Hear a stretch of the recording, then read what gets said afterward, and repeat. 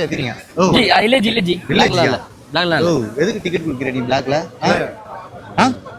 Bro, எதுக்கு ticket வைக்கிறீங்க? அப்புறம் என்ன படம்?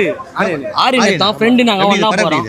வேற மாதிரி இருக்கும். வா, உள்ள போலாம். அப்படி நம்ம அந்த படம் பேர் தான் ஆரியன். ஆக்சுவலாக இந்த லைனில் தான் படமே இருக்குது. இதில் வந்து பார்த்தீங்கன்னா செல்வரங்கம் சார் வேறு லெவலில் பண்ணியிருந்தாரு. இந்த மாதிரிலாம் பங்கம் பண்ணுவோம் நான் நினச்சே பார்க்கல. ஸ்டார்டிங்லேருந்து எண்டிங் வரைக்கும் அவரை வச்சு தான் ரோல் போவோம். ஈச் அண்ட் எவ்ரி கேரக்டரும் பார்த்தீங்கன்னா வேறு லெவலில் சூப்பராக பண்ணியிருக்காங்க. கோஆர்டிஸ்ட் எல்லாமே screen play, direction, music, every thing வேறு லெவலில் பங்கம் பண்ணிட்டாங்க. படத்தை நீங்கள் நேராக வந்து பார்த்தா மட்டும் தெரியும்.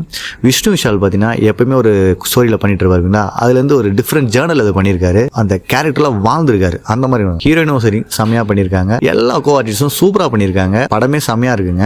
நான் இது ரொம்ப பேச விரும்பலை, ஏன்னா படத்தோட எண்டில் தான் பார்த்தீங்கன்னா வேறு லெவலில் ஒரு மெசேஜ் வச்சுருக்காங்க. இந்த மெசேஜ் வந்து பார்த்தீங்கன்னா நம்ம எவ்ரி பர்சன் நம்மளுக்குள்ளே இருக்கவங்க எல்லாருமே வந்து இதுலேருந்து வெளில வருவாங்க. அந்த மாதிரி இருக்கும் அந்த மெசேஜ்.